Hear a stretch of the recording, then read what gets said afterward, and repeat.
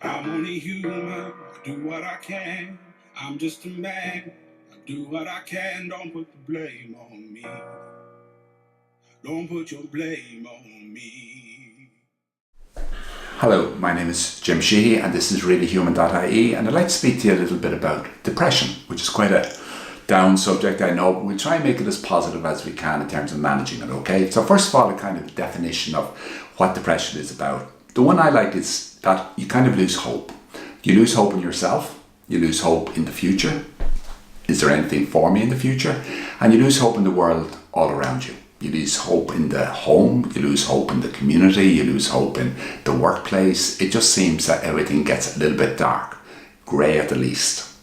So when it comes to what is depression, what's happening inside the system?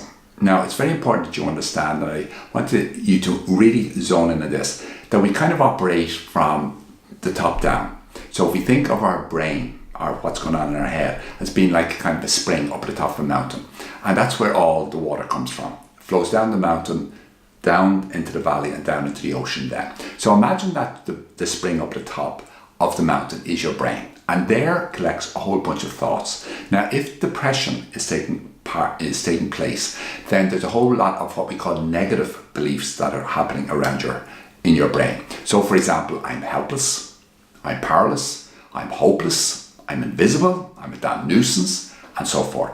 Now that trickles down the side of the mountain, and with that comes a whole bunch of feelings, because the thoughts always lead to the feelings. So you feel, or I feel disgusted, I feel ashamed about myself, I feel guilty about something, I feel very sad a lot of the time, I feel angry, I feel depressed, and I feel frustrated. A whole bunch of feelings, all coming from, where did it start? Up there at the top of the mountain at the spring.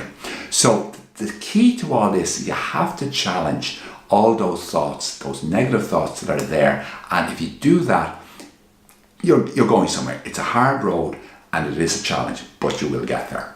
If we look at those negative core beliefs and then working towards those positive core beliefs. So you want stuff in your head like, for example, I am in charge. I can handle this. I belong. I make a difference. I'm safe. I'm loved.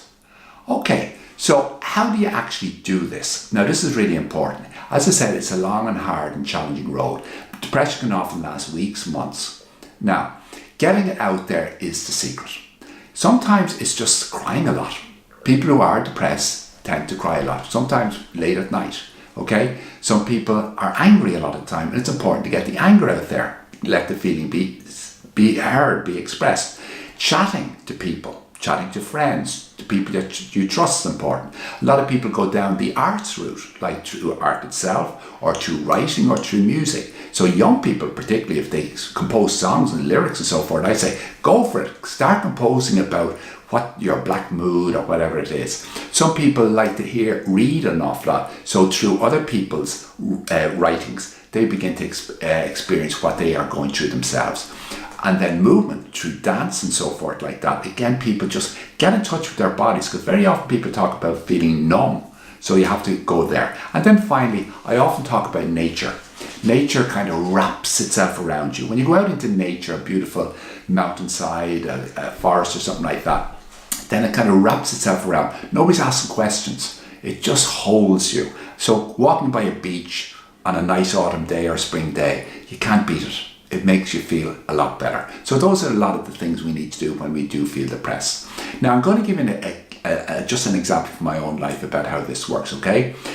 If I, for example, had a major fall, okay, and immediately, I'm a mess, okay? There's nobody around, who's going to help me? So my head is flooded with, I'm a cripple, I'm a nuisance, I'm a damned, helpless, and so forth like that. A whole lot of bunch of negative stuff. And then the feelings, how do I feel? I feel sad, I feel angry, I feel this and that and kind of thing. And my blood pressure goes up, I start sweating and so forth like that, okay? So I then have to go immediately and say, well, if I'm going to either stay on the floor, I can stay on the floor and feel depressed about it, or I have to change the thoughts. So what do? I say, okay, am I just a nuisance? Am I just a cripple or so forth? No, I say, I'm a good friend. I'm a good husband. I'm a pretty good therapist.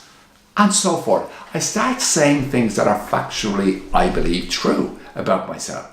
And like magic, strangely enough, As soon as I start making those voices, those records start whirring around in my brain, what happens to feelings? They change from feeling angry, from feeling sad, to feeling, a bit calmer, a little bit more confident.